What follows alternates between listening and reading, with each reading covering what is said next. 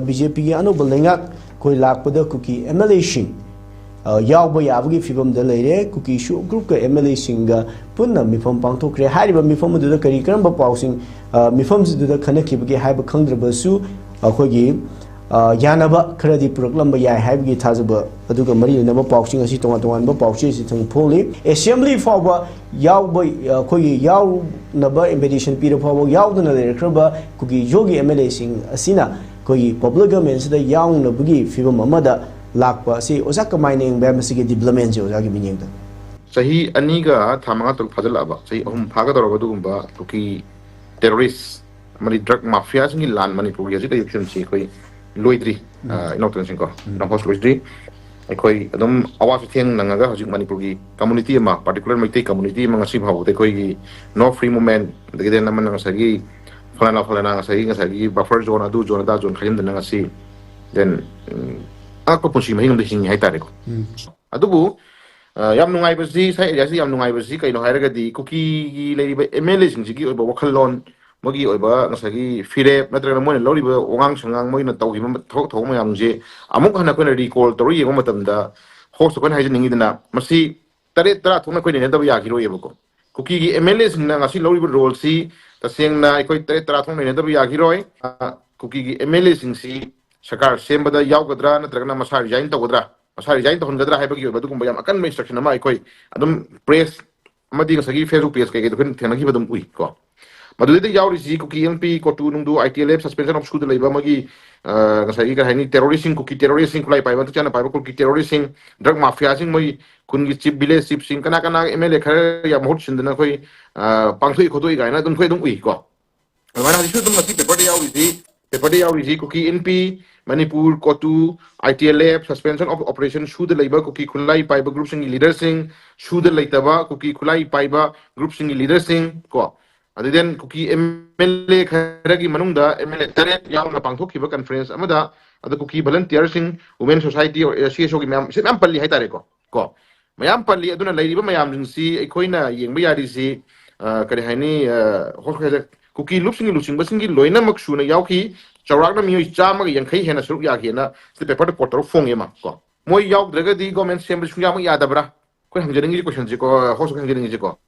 popular government na suruk ma da mogi role ji kaino moina chinging ma kaida singduri bra moina hire ko khudi mo yaduri bra center leader sing yaduri bra moina lowning ba decision log bana trana moina nasagi oi handing among the ko matam da ko gi leiba Manipur gi Leingak phajagra ba du Manipur gi Leingak se KUKI gi MLA tara na tawning ba haining ba ngangning ba moina lowning ba decision log da center gi leiba lusing ba sini yaduri ba question ma di ko yam hangning ba leiba ko koina hajaring di praja mi yamna pamami ba du ma popular government di kaino hai taraga di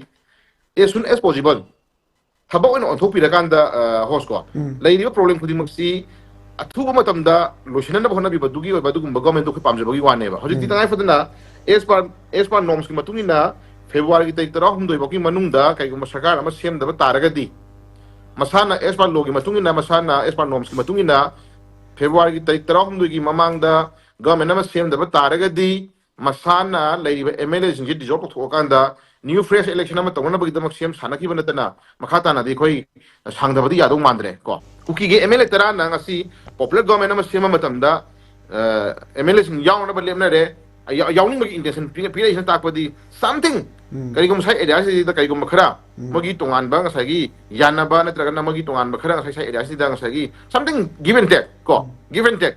angang ningai kan bagi hongna bi namo khara hena pijai na ko angang ningai kan ba angang mathung hong da ba angang me man ta da ba kangbu them na hona ba namo khara hena pijai ha na moi si minister ke api gen haidu no for example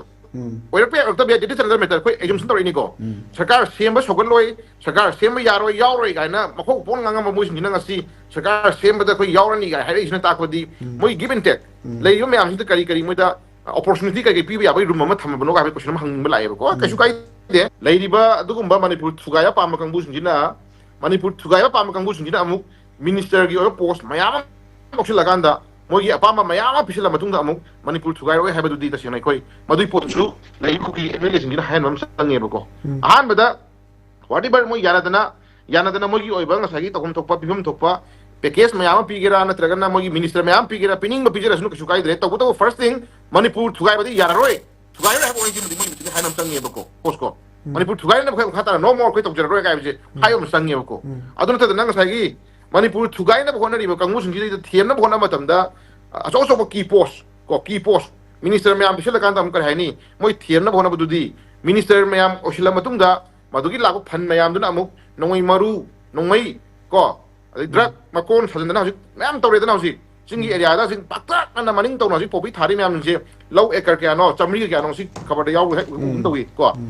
kaya no kathat ku party mat issues mayam ji tawning tawi mayam ji minister oira matung da amuk ka dawre power pai khra matung da amuk ka dawre kana na madugi photo da daita lawdu question la e ko aduna leiba kuki gi MLA tarasna mathamoi sengna government ama sema matam da sogat lena hairaga su condition without condition yaudana ko condition yaudana asena Manipur no more thugai na baratra Manipur je khoi amuna mase tana kai na khoi haijera roi gai je khoi haina ma sangi ba ko sa area si da kano post ko aduna yana ba moi MLA mantri moi masingi marki ne ne photo moi masingi warini hauji ifong phong ba prajagi disinam sam thotari ba ko prajagi disinam sam thotari prajana MLA moi kuki gi lebak thugai pa ma kuki MLA taras na lor position da khoi chaka semba yaw tu na moi warini tabu moi taras na amuna Manipur kai bia wangang bia roi moi taras na amuna Manipur thugai bia wangang bia roi Manipur mase tana ba Manipur singje tana kai na ba Manipur da lu na yada mong drak mai na ko kudi makta moi taras na kai ngun tar gadi moi taras na kai chlo ko da ga ko hana masi yana bam chang huri ko sina sai area sina tragadi yam siang ngano tragadi sai yam ngano tragadi host kuki MLA taras gi oi ba wakhalon si ꯑꯩꯈꯣꯏꯒꯤ ꯃꯩꯇꯩꯒꯤ MLA ꯅꯠꯇ꯭ꯔꯒꯅ ꯀꯅꯥ ꯑꯦꯅꯤ ꯅꯥꯒꯥꯒꯤ ꯑꯦꯅꯤ community ꯑꯃꯒꯤ ꯂꯩꯔꯤꯕ ꯂꯩꯕꯥꯛ ꯊꯨꯒꯥꯏꯕ ꯄꯥꯝꯗꯕ MLA ꯁꯤꯡ ꯂꯩꯕꯥꯛ ꯊꯨꯒꯥꯏꯕ ꯄꯥꯝꯗꯕ MLA ꯁꯤꯡꯁꯤꯅ ꯀꯨꯀꯤꯒꯤ MLA ꯇꯔꯥꯁꯤꯒꯤ ꯗꯥꯏꯇ ꯀꯅꯥ ꯂꯧꯗꯣꯔꯤꯒꯦꯕ ꯀꯅꯥ ꯂꯧꯕꯤꯕ ꯉꯝꯗꯣꯔꯤ ꯍꯥꯏꯕ ꯀꯣꯏꯁꯟ ꯂꯥꯛꯑꯦꯕꯀꯣ ꯑꯗꯨꯅ ꯑꯩꯈꯣꯏꯅ ꯄꯥꯝꯖꯅꯤꯡꯉꯤꯗꯤ ꯑꯩꯈꯣꯏꯅ ꯍꯥꯏꯖꯅꯤꯡꯉꯤꯗꯤ ꯃꯈꯥ ꯇꯥꯅ ꯃꯅꯤꯄꯨꯔ ꯏꯪ ꯇꯞꯄ ꯆꯍꯤ 4,500ꯒꯤ ꯄꯨꯋꯥꯔꯤ ꯂꯩꯕ ꯏꯃꯥ ꯂꯩꯕꯥꯛ ꯃꯅꯤꯄꯨꯔꯁꯦ ꯃꯈꯥ ꯇꯥꯅ ꯅꯣ ꯃꯣꯔ ꯄꯣꯂꯤꯇꯤꯀꯦꯜꯂꯤ ꯑꯣꯏꯒꯦꯔꯥ ꯑꯩꯈꯣꯏꯒꯤ ꯑꯟꯄꯣꯂꯤꯇꯤꯀꯦꯜꯂꯤ ꯑꯣꯏꯒꯦꯔꯥ ꯅꯠꯇ꯭ꯔꯒ ꯄꯣꯂꯤꯇꯤꯀꯦꯜꯂꯤ ꯑꯣꯏꯒꯦꯔꯥ ꯑꯩꯈꯣꯏ ꯃꯅꯤꯄꯨꯔ ꯀꯥꯏꯕ ꯌꯥꯕ ꯃꯅꯤꯄꯨꯔ ꯊꯨꯒꯥꯏꯕ ꯌꯥꯕ ꯋꯥꯗꯤ ꯑꯩꯈꯣꯏ ꯁꯤꯅꯗꯤ ꯉꯥꯡꯖꯔꯔꯣꯏ ꯍꯥꯏꯕꯁꯦ ꯑꯩꯈꯣꯏ ꯍꯥꯏꯅ ꯑꯃ ꯆꯪꯉꯤꯕꯀꯣ ꯑꯗꯨꯒꯨꯝꯕ ꯃꯅꯤꯄꯨꯔ ꯊꯨꯒꯥꯏꯕ ꯌꯥꯕ ꯋꯥ ꯉꯥꯡꯕ ꯃꯇꯝꯗ ꯆꯠꯅꯕꯒꯤ ꯃꯇꯝꯗ ꯁꯤꯒꯤ ꯑꯦꯛꯁꯟ ꯂꯧꯒꯅꯤ ꯁꯤꯒꯤ ꯑꯣꯏꯕ ꯗꯤꯁꯤꯖꯟ ꯂꯧꯒꯅꯤ ꯒꯥꯏꯁꯦ ꯑꯩꯈꯣꯏ ꯃꯗꯨ ꯑꯩꯈꯣꯏ ꯍꯥꯟꯅ ꯏꯟꯅꯕ ꯅꯠꯇ꯭ꯔꯒꯅ ꯑꯩꯈꯣꯏ ꯇꯥꯟꯅꯕ ꯑꯃ ꯑꯩꯈꯣꯏ ꯆꯪꯍꯧꯔꯤ ꯍꯥꯏꯇꯥꯔꯦ ꯄ꯭ꯔꯃꯥꯅꯤ ꯑꯗꯨꯅ ꯃꯣꯏꯅ ꯇꯧꯔꯛꯈ꯭ꯔꯤꯕ ꯃꯣꯏꯅ ꯉꯥꯡꯈ꯭ꯔꯤꯕ ꯃꯣꯏꯒꯤ ꯃꯆꯠ ꯃꯌꯥꯝꯁꯤꯡꯁꯦ ꯑꯩꯈꯣꯏ ꯀꯥꯎꯊꯣꯛꯁꯦ ꯍꯥꯏꯕꯗꯨꯗꯤ ꯑꯩꯈꯣꯏ ꯄꯦꯁꯦꯟꯁ ꯂꯩꯕ ꯑꯩꯈꯣꯏ ꯉꯥꯛꯄꯤꯕ ꯍꯥꯏꯇꯥꯔꯦ ꯉꯥꯛꯄꯤꯕꯀꯣ ꯉꯥꯛꯄꯤꯕ ꯑꯦꯛꯁꯀ꯭ꯌꯨꯁ ꯇꯧꯕꯤꯕꯗꯨꯗꯤ ꯑꯩꯈꯣꯏ ꯃꯌꯥꯝ ꯃꯊꯧ ꯇꯥꯏ ꯀꯣ ꯉꯥꯛꯄꯤꯕꯗꯨꯗꯤ ꯌꯥꯝ ꯃꯊꯧ ꯇꯥꯏ ꯉꯥꯛꯄꯤꯕ ꯃꯊꯧ ꯇꯥꯕꯁꯨ ꯀꯩ ꯍꯥꯏꯅꯤ ꯉꯥꯛꯄꯤꯕꯁꯤꯗ ꯀꯔꯝꯕ ꯒ꯭ꯔꯥꯎꯟ ꯉꯥꯛꯄꯤꯕꯅꯣ ꯑꯩꯈꯣꯏ ꯃꯈꯥ ꯇꯥꯅ ꯅꯣ ꯃꯣꯔ ꯑꯩꯈꯣꯏ ꯇꯧꯖꯔꯔꯣꯏꯒ ꯍꯥꯏꯕ ꯋꯥꯍꯩꯗꯨꯗꯤ ꯑꯩꯈꯣꯏ ꯉꯥꯛꯄꯤꯕ ꯌꯥꯏꯕꯀꯣ ꯑꯗꯨꯒ ꯑꯗꯨꯒꯤ ꯃꯔꯨꯝꯗꯨꯗ ꯃꯣꯏꯅ ꯇꯧꯈꯤꯕ ꯌꯥꯝꯅ ꯑꯩꯈꯣꯏꯒꯤ ꯀ꯭ꯔꯥꯏꯝ ꯄꯨꯟꯁꯤꯗ ꯀꯥꯎꯕ ꯉꯝꯃꯣꯏꯗꯕ ꯀ꯭ꯔꯥꯏꯝ ꯌꯥꯝ ꯇꯧꯈꯤꯕꯁꯤꯡꯗꯨꯗꯤ ꯀ꯭ꯔꯥꯏꯝ ꯇꯧꯈꯤꯕ ꯃꯌꯥꯝꯗꯨꯒꯤ ꯑꯣꯏꯕ ꯃꯥꯒꯤ ꯖꯁꯇꯤꯁ ꯑꯃ ꯄꯤꯅꯕꯒꯤꯗꯃꯛꯇ ꯑꯦꯁ ꯂꯣ ꯂꯩꯖꯔꯤꯕꯀꯣ ꯑꯗꯨꯅ ꯀ꯭ꯔꯥꯏꯝ ꯇꯧꯈꯤꯕ ꯃꯤꯁꯤꯡꯗꯨꯗꯤ ꯂꯣꯒꯤ ꯃꯇꯨꯡ ꯏꯟꯅ ꯃꯗꯨ ꯐꯪꯐꯝ ꯊꯣꯛꯄ ꯄꯦꯅꯥꯜꯇꯤ ꯐꯪꯕꯗꯨꯗꯤ ꯑꯩꯈꯣꯏ ꯌꯥꯅꯕ ꯑꯃ ꯆꯪꯉꯦꯕꯀꯣ ꯌꯥꯅꯕ ꯑꯃ ꯆꯪꯉꯦꯕ ꯑꯗꯨꯅ ꯑꯦꯛꯁꯀ꯭ꯌꯨꯁ ꯇꯧꯕꯤꯁꯦ ꯍꯥꯏꯗꯅꯁꯨ ꯇꯁꯦꯡꯅ ꯉꯥꯛꯄꯤꯁꯦ ꯍꯥꯏꯗꯅꯁꯨ ꯉꯥꯛꯄꯤꯕ ꯍꯥꯏꯕꯁꯤꯗ ꯏꯁꯣꯔꯅ ꯑꯃꯗꯤ ꯃꯤꯑꯣꯏꯕꯅ ꯌꯥꯅꯔꯝꯃꯤꯁꯦ ꯏꯁꯣꯔꯅ ꯑꯃꯗꯤ ꯃꯤꯑꯣꯏꯕꯅ ꯌꯥꯅꯔꯝꯃꯤꯁꯤ ꯐꯅ ꯍꯨꯔꯥꯟꯕ ꯅꯤꯄꯥ ꯑꯃ ꯐꯅ ꯍꯨꯔꯥꯟꯁꯤ ꯇꯧꯕ ꯅꯤꯄꯥ ꯑꯃ ꯀꯣ ꯃꯤ ꯃꯐꯝ ꯃꯊꯨꯝ ꯍꯨꯔꯥꯟꯁꯤ ꯇꯧꯕ ꯅꯤꯄꯥ ꯑꯃ ꯑꯩ ꯃꯈꯥ ꯇꯥꯅ ꯑꯩ ꯍꯨꯔꯥꯟꯁꯤ ꯇꯧꯖꯔꯔꯣꯏ ꯑꯩꯒꯤ ꯏꯔꯥꯟ ꯈꯨꯗꯤꯡꯃꯛꯁꯦ ꯑꯃꯨꯛꯇꯪ ꯉꯥꯛꯄꯤꯌꯨꯅ ꯃꯤꯌꯥꯝꯅ ꯊꯣꯛꯂꯀꯥꯟꯗ ꯃꯤꯌꯥꯝꯅ ꯑꯦꯛꯁꯀ꯭ꯌꯨꯁ ꯇꯧꯕꯤꯌꯨꯅ ꯉꯥꯛꯄꯤꯌꯨꯅ ꯁ꯭ꯇꯦꯞ ꯑꯃ ꯂꯧꯔꯛꯄꯗꯨꯗꯤ ꯃꯗꯨ ꯆꯨꯝꯊꯣꯛꯆꯅꯕꯒꯤ ꯃꯇꯝ ꯑꯩꯈꯣꯏꯅ ꯄꯤꯕꯗꯨꯗꯤ ꯀꯩꯁꯨ ꯀꯥꯏꯗꯦꯕꯀꯣ ꯑꯗꯣ ꯃꯤ ꯑꯃ ꯍꯥꯠꯂꯨꯔꯒ ꯑꯩ ꯃꯤ ꯑꯃ ꯍꯥꯠꯂꯨꯔꯦ ꯑꯩ ꯃꯤ ꯍꯥꯠꯂꯨꯔꯦ ꯑꯗꯣ ꯑꯦꯛꯁꯀ꯭ꯌꯨꯁ ꯇꯧꯕꯤꯌꯨ ꯍꯥꯏꯕꯗꯨꯗꯤ ꯀꯅꯥꯅ ꯉꯥꯛꯄꯤꯗꯣꯔꯤꯒꯦ ꯃꯗꯨꯒꯤ ꯄꯣꯠꯇꯣ ꯑꯗꯥꯒꯤ ꯑꯦꯔꯤꯌꯥꯗꯨꯗ ꯑꯩꯈꯣꯏꯅ ꯉꯥꯛꯄꯤꯕ ꯌꯥꯕꯒꯤ ꯔꯨꯝ ꯂꯩꯕ꯭ꯔꯕ ꯌꯦꯁ ꯃꯤ ꯍꯥꯠꯂꯨꯕꯗꯨꯒꯤ ꯑꯦꯁ ꯄꯥꯔ ꯂꯣꯒꯤ ꯃꯇꯨꯡ ꯏꯟꯅ ꯃꯥꯒꯤ ꯐꯪꯐꯝ ꯊꯣꯛꯄ ꯄꯦꯅꯥꯜꯇꯤ ꯑꯃ ꯐꯪꯕꯗꯨꯗꯤ ꯃꯗꯨꯗꯤ ꯑꯦꯁ ꯄꯥꯔ ꯂꯣꯒꯤ ꯊꯣꯛꯄꯗꯨꯗꯤ ꯐꯪꯐꯝ ꯊꯣꯛꯇꯕ꯭ꯔꯕ ꯅꯠꯇ꯭ꯔꯥ ꯑꯗꯨꯒꯤ ꯄꯣꯠꯇꯨꯗꯤ ꯑꯩꯈꯣꯏ ꯀꯥꯟꯗꯕ ꯐꯩ ꯑꯗꯨꯅ ꯍꯧꯖꯤꯛ ꯂꯩꯔꯤꯕ ꯀꯨꯀꯤꯒꯤ MLA ꯇꯔꯥꯁꯤꯅ ꯂꯩꯉꯥꯛ ꯑꯃ ꯁꯦꯝꯕ ꯃꯇꯝꯗ ꯇꯁꯦꯡꯅ ꯑꯩꯈꯣꯏ ꯒꯣꯔꯃꯦꯟ ꯑꯃ ꯁꯦꯝꯕ ꯃꯇꯝꯗ ꯑꯩꯈꯣꯏ MLAꯁꯤꯡ ꯌꯥꯎꯅꯅꯕ ꯋꯥꯔꯦꯞ ꯂꯧꯔꯦ ꯍꯥꯏꯕ ꯋꯥꯍꯩꯁꯦ ꯃꯁꯤ ꯑꯐꯣꯡꯕ ꯑꯃꯗꯤ ꯑꯔꯣꯟꯕꯗ ꯀꯣ ꯍꯥꯏꯗꯣꯛꯄ ꯌꯥꯕ ꯌꯥꯗꯕ ꯃꯌꯥꯝ ꯂꯩꯔꯒꯁꯨ ꯇꯁꯦꯡꯅ ꯋꯤꯗꯥꯎꯠ ꯀꯟꯗꯤꯁꯟꯗ ꯑꯩꯈꯣꯏ ꯀꯟꯗꯤꯁꯟ ꯊꯝꯗꯅ ꯃꯈꯥ ꯇꯥꯅ ꯃꯅꯤꯄꯨꯔ ꯀꯥꯏꯕ ꯌꯥꯕ ꯃꯅꯤꯄꯨꯔ ꯊꯨꯒꯥꯏꯕ ꯌꯥꯕ ꯋꯥꯐꯝꯗꯨꯗꯤ ꯑꯩꯈꯣꯏ ꯇꯧꯖꯔꯔꯣꯏ ꯍꯥꯏꯖꯔꯔꯣꯏ ꯍꯥꯏꯕ ꯋꯥꯍꯩꯁꯦ ꯃꯁꯤ ꯑꯃꯨꯛꯇꯪꯗꯤ ꯍꯥꯏꯍꯟꯕ ꯆꯪꯕ꯭ꯔꯥ ꯈꯜꯂꯦꯕꯀꯣ ꯃꯁꯤꯃꯛꯅ ꯑꯩꯈꯣꯏꯅ ꯉꯁꯥꯏꯒꯤ ꯌꯥꯝꯅ ꯕꯥꯏꯁ ꯂꯩꯅ ꯅꯠꯇ꯭ꯔꯒꯅ ꯉꯁꯥꯏꯒꯤ ꯀꯔꯤ ꯍꯥꯏꯅꯤ ꯌꯥꯝꯅ ꯑꯩꯈꯣꯏ ꯀꯔꯤ ꯍꯥꯏꯅꯤ ꯁꯣꯛꯅ ꯁꯝꯅꯕ ꯌꯥꯗꯕꯒꯤ ꯃꯑꯣꯡ ꯑꯃꯗ ꯑꯩꯈꯣꯏ ꯊꯝꯕꯒꯤ ꯋꯥꯐꯝ ꯅꯠꯆꯗꯦ ꯑꯗꯣ ꯃꯣꯏꯅ ꯂꯥꯛꯑꯀꯥꯟꯗ ꯒꯣꯔꯃꯦꯟ ꯑꯃ ꯁꯦꯝꯕꯗ ꯁꯧꯒꯠꯄꯒ ꯍꯥꯏꯕ ꯋꯥꯐꯝꯁꯤꯗꯤ ꯑꯩꯈꯣꯏ ꯌꯥꯎꯕ ꯌꯥꯔꯣꯏ ꯍꯥꯏꯕꯗꯤ ꯍꯥꯏꯖꯗ꯭ꯔꯦꯗꯅ ꯉꯁꯥꯏꯒꯤ ꯑꯦꯔꯤꯌꯥꯗꯗꯤ ꯑꯩꯈꯣই ꯑꯦꯛꯁꯀ꯭ꯌꯨꯁ ꯇꯧꯕ ꯌꯥꯕꯗꯨꯗꯤ ꯇꯧꯅꯖꯔꯁꯨ ꯃꯣꯏ ꯃꯁꯦꯟ ꯇꯧꯕꯇꯕꯨ ꯃꯣꯏꯅ ꯇꯧꯈꯤꯕ ꯐꯤꯔꯦꯞꯁꯤꯡꯒꯤ ꯃꯇꯨꯡ ꯏꯟꯅ ꯌꯦꯡꯀꯥꯟꯗꯗꯤ ꯃꯈꯣꯏꯒꯤ ꯑꯣꯏꯕ ꯐꯤꯔꯦꯞ ꯑꯃꯗꯤ ꯑꯩꯈꯣꯏ ꯊꯝꯍꯟꯕ ꯆꯪꯉꯦ ꯍꯥꯏꯕꯗꯨꯅꯤ ꯑꯩꯈꯣꯏ ꯊꯝꯖꯅꯤꯡꯉꯤꯁꯦ ꯑꯗꯣ ꯍꯧꯖꯤꯛ ꯂꯩꯔꯤꯕ ꯐꯤꯕꯝꯁꯦ ꯑꯩꯈꯣꯏ ꯌꯥꯝ ꯅꯨꯡꯉꯥꯏꯇꯦ ꯍꯧꯖꯤꯛ ꯂꯩꯔꯤꯕ ꯐꯤꯕꯝꯁꯤ ꯇꯁꯦꯡꯅ ꯀꯨꯀꯤꯒꯤ MLA ꯇꯔꯥꯅ ꯂꯧꯔꯤꯕ ꯐꯤꯔꯦꯞꯁꯦ ꯑꯩꯗꯤ ꯃꯣꯏ 10ꯒꯤ ꯐꯤꯔꯦꯞ ꯃꯥꯟꯗꯦ ꯀꯣ moi taragi fire moi conscience na yajalaga moi political leader lairiba sigi BJP gi organization secretary chapi ruba na tragana khogi se khogi samit patra chapi ruba maya dagi den wali ba politically ori chana kan dai moi decision lobo no mande mase kuki gi MLA tara si kana handling to ga bu mai magi sti yori na top leader khudam moi na mi ani kemio hangsing ko adagi khogi kariba khogi kangpok gi khogi kariba ni sak gen ko moi gi husband moi gi mawazi khogi party among gi la hoba kuki terrorist gi mogi top leader ne natra ai taragadi aina particular sung panjabai wani hai ba mayam jing se kupna yenguragadi kupna hai mayam si kupna yenguragadi hai ba MLA tarana lori boref se MLA tarana lori boref si manungda yamna hidden agenda ma o mo por akanda mogi khogi ipa ipa por da khogi kariba phamba chalaga hipa challi ko hipa chaladi ke dawre phamba chalaga hipa chaladi ke dawre ko yumbu ko ta tan phore do adu phim dai khoi tasena mogi oiba tungan ba yamna conspiracy man lo tu na man pot na man da khoi tasena moi tara se kuki MLA tara sida chenai tara gadi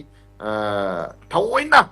kuki adugumba drug mafia kuki terrorist na koi moji khulai oina sinna kanda moje koi spy oina manipur Leingak singi manung da spy oina top leader top the minister khara pai kanda phamma chom khara pasil kanda moji spy oina matam khara di koi khangasi ko siba ki plan noi tawro siba ki foi tawra ge ga na yana kanda koi tasimna intro ko manoi mami su tari tari bako asu oira mo heninga su te bako maram di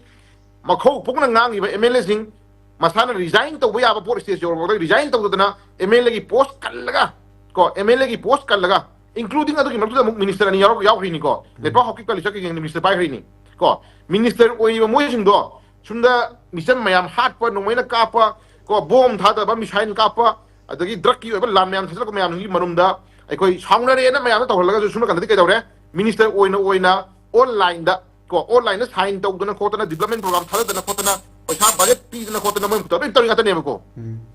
aduna dungo mayam ndu ura kanda tangai fetana minister ahum piro minister mari piro kaina moi tawron bu yae bako na dera de hinokna mu to package mayam ro mu yae or pi ko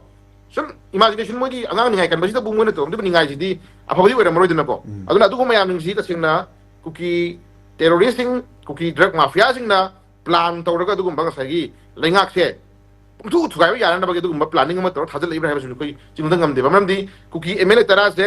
masigi son responsibility mogi oba daita kana kuta lai kuki terrorism kuta lai kuki drug mafia kuta lai bako moi kasum na wangang jabang ngamanate ko moi na ngangal liba moi to lising je sumna kandagi noi naman nama gara tragana yana minara ga tare ko yana minara ga noi naman nama yana minara ga si hayu to ni ga na hai manga tane hai tare ko maram di madugi mek lar khudam di taseng na MLA taras na log ke khama disinama masagi aun disin log ngam jade moi ko log ngam jade moi longning ba disinama log ba moi tawning ma thawam tawma tamda sida yauri me am sida sakhi ne ko kuki NP yausale ko tu yausale IT yausale suspension of shoot labor operation shoot labor kangu yausale shoot labor kangu yausale kuki khulai pai basing ruki ni sing yausale ko basing thingam da badugumba adi mayama yausale kana ngasi moi disin log labrina adi moi taras de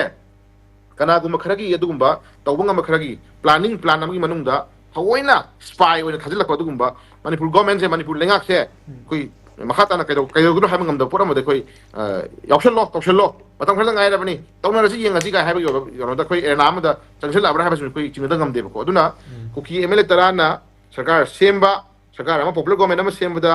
koi yaw wa na lemna de haiba khumsi di yamna well yamna koi ngasagi ikai rakpa mo ko ikai rakpa yaudra ga di ga ni ikai rakpa tabu manungda kari aron ba inda le ge haiba sun de kupni mum sangi aduna Leingak am phajal leira matungda Leingak tu gi manungda community amagi wanate Manipur thugaina bhonna bana tragana Leingak tu ma thugaina bhonna bana tragana aikoi masin nusidana bhonna ri badugumba lo na yadaba mayam jingse Leingak tu ma leibira matungda tahom thoko ma gi tu gi Leingak tu gi manungda provision manungda tahom thoko mayam ning justice ama phangna bagi da ma chumba wayen phangna bagi da ma chapchana duguma Leingak ama lehen biu leibade khoi myam na su tum yingjari tawbuta bo jide film sida khoi kedongai Leingak sema dage habdu di khoi amna hana am expector me yamna khoi asayam tor mani du bo jiti host ajiti tangai fadana February take round dugi mamangda same da biya da bi mami yema leira bani na du di December do ebi ai January do ebi ai ko adu di khoi na expectation da haibang amdre du moi Leingak ama semning magi intention di leire Leingak semning magi intention leire kai gidong semning iba again 2027 gi election da amu kai dawre leiriba Manipur state Leingak se mogi party gi oiba dugumba Leingak ama oina thamna bagi damakta tum sidi hono sani da political masat ni da rashtra gi masat ni congress na bu oiro regional political party na boiro BJP na boiro whatever any political party mana state amagi lenga ama pai na bona bai basi sidi mai mathu matuni na ko aduna haji dai issue se ta sing na manga tar issue mayam nung si ta sing na ikoina prajasna pien ba apien ba ko